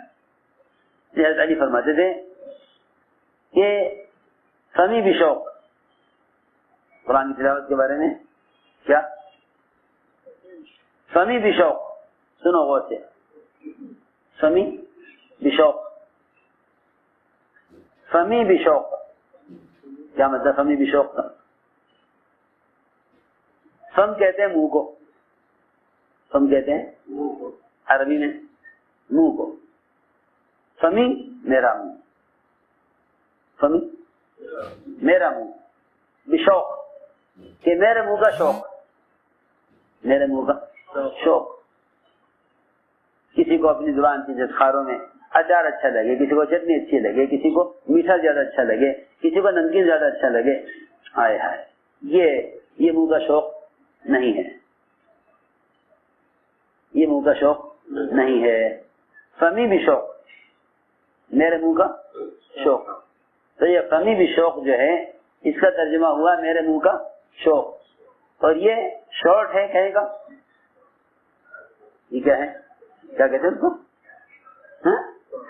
شارٹ، کہ بھائی یہی کہتے ہیں نا، مخفف، عربی میں کہتے ہیں مخفف، یہ پورے قرآن کا مخفف ہے، پورے قرآن کا شارٹ۔ فا سے سورہ فاتحہ، میم سے سورہ مائدہ، یا سے سورہ یونس، با سے بنی اسرائیل، شین سے سورہ شعراء، واو سے والصافات، قاف سے سورہ قاف، یہاں سورہ قاف سے لے کے سورہ ناس۔ روزانہ قرآن کی تلاوت کا یہ معمول بنا لو، سورہ فاتحہ سے لے کر پڑھو سورہ مائدہ تک ایک دن، اگلے دن سورہ مائدہ سے سورہ یونس تک، سمجھے نہیں؟ کہاں تمہارے ماسٹر صاحب، تم نے سارا دماغ لگا دیا حساب میں اور دنیا کی چیزوں، اب سمجھ میں نہیں آ رہی۔ فاتحہ سورہ فاتحہ، فاتحہ سے لے کر مائدہ تک، اور مائدہ سے لے کر سورہ یونس تک، یہ ہو گیا فمی۔ آگے بھی شوق، با سے بنی اسرائیل، شین سے سورہ شعراء، آگے واو والصافات، اس کے آگے قاف، سورہ قاف، اور سورہ قاف سے لے کر آخر قرآن تک سورہ ناس۔ کتنے ہو گئے؟ 7 ہو گئے نا، یہ 7 منزلیں ہو گئی، یہ معمول بنا لو، مگر ہے نہیں شو۔ ہائے ہائے، رمضان میں دیکھا ایک صاحب کو اخبار دیکھ رہے ہیں، میں نے کہا یہ رمضان میں اخبار دیکھ رہا، اس سے زیادہ نقصان میں کون تاجر ہوگا جس کی دکان سے لوگ گاہک آ کے گزر جانے بیٹھا اخبار دیکھتا رہے۔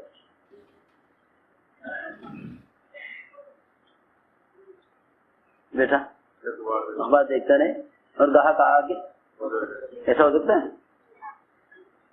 ایسے بھی لوگ ہیں کہ میں رمضان آ کے گزر جاوے اور لوگ کیا پڑھ رہے؟ اخبار پڑھ رہے، سچی خبریں چھوڑ کر جھوٹی خبریں پڑھ رہا، اللہ کے وعدے چھوڑ کر حکومت جو بیچاری مجبور معذور اس کے وعدے پڑھ رہا، اس سے عجیب بات ہے۔ اسے میں نے عرض کیا یہ معمول ہو جاوے قرآن کا، یہ معمول ہو جاوے قرآن، فا سے فاتحہ، میم سے مائدہ، یا سے سورہ یونس، سورہ یونس سے لے کر بنی اسرائیل، بنی اسرائیل سے لے کر سورہ شعراء تک، شعراء سے لے کر قاف تک، قاف سے لے کر ناس تک،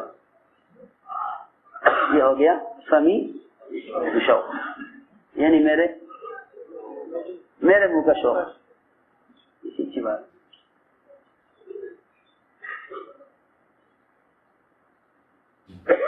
اس لیے کہا کہ تم قرآن کو لے کر نکلو اللہ کے راستے میں. ہمیں تو تراویح کو زندہ کرنا ہے مسجد مسجد. جس گاؤں میں جا کے تراویح پڑھو گے گاؤں والے کہیں گے اچھا تراویح بھی کوئی عمل ہے. میں حیران ہوں لوگ عبادت کے لیے خروج کو چھوڑتے ہیں حالانکہ عبادت کو قائم کرنے کے لیے خروج ہے.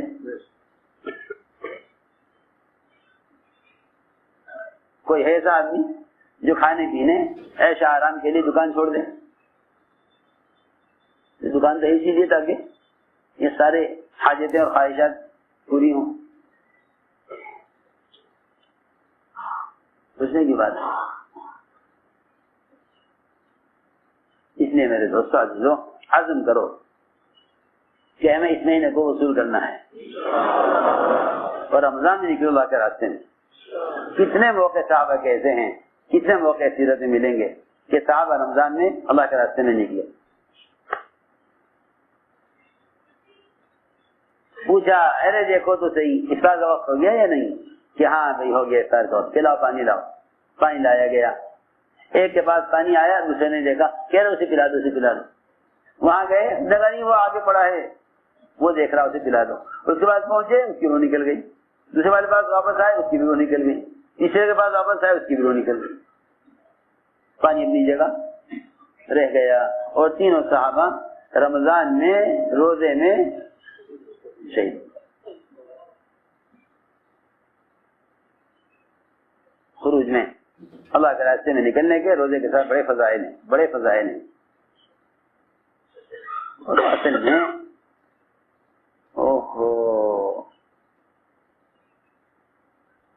عمل کے ساتھ جو مجاہدہ ہے وہ خروج کے ساتھ ہے. جو مجاہدہ عمل کا خروج کے بغیر ہے, جو مجاہدہ عمل کا خروج کے بغیر ہے اسے مقابلہ صرف اندر کے دشمن سے ہے. میری بات بہت توجہ چاہتی ہے. خروج کے بغیر جو عبادات ہیں اس کا مقابلہ صرف اندر کے دشمن سے ہے, اندر کے دشمن سے ہے. اور یاد رکھیں میری بات, خروج کے ساتھ جو مجاہدہ ہے اس میں مقابلہ باہر کے دشمن سے ہے. اسلام کو جو نقصان باہر کے دشمن سے ہے وہ اندر کے دشمن سے نہیں ہے.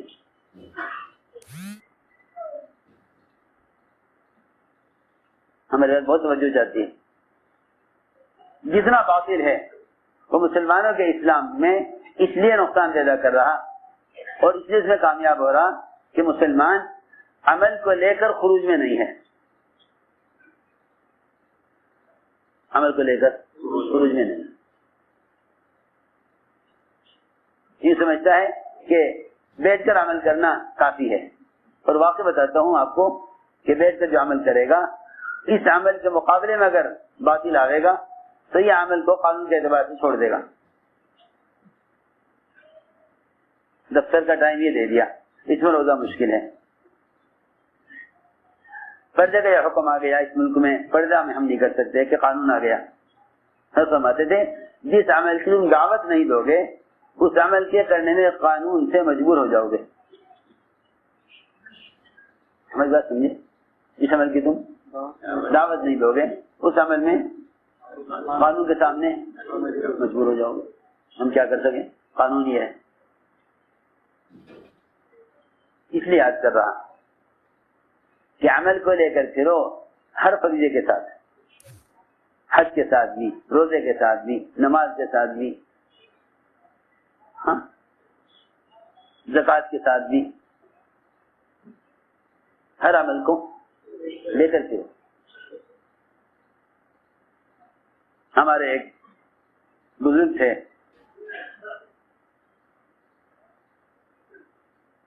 اپنی بچیوں کو حج کرا دیا, فرض سب کو. اللہ نے بہت بیٹیاں دی, بہت بیٹے دیے, سب کو کرا دیا.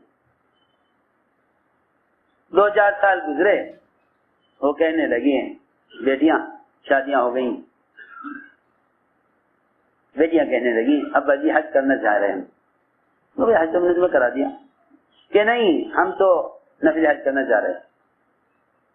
میں نے کہا کہ دیکھو نفل حج کی ضرورت نہیں, حج کر لیا فرض کافی ہے. وہ یہ سمجھی کہ شاید ان کے پاس خرچ کا انتظام نہیں ہے. سب نے کہا بیٹیوں نے ابا جی ہم آپ سے ایک پیسہ نہیں لینے کے, ہمارے سب کے پاس اپنے حج کا انتظام ہے. ہمارے صاحب نے کیسے لوگ تیار کیے تھے, ہمارے صاحب کے بڑے معتمد ساتھی میں تھے.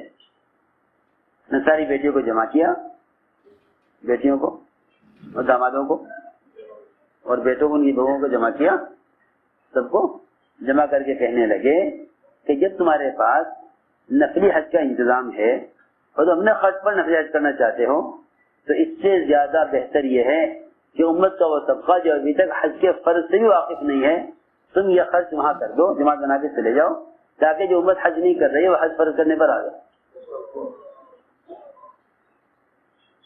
تو ساری لڑکیوں کے لڑکوں کے دامادوں کی وہی نقد جماعت بنائی اور سب کو افریقہ کے ملکوں میں بھیج دیا.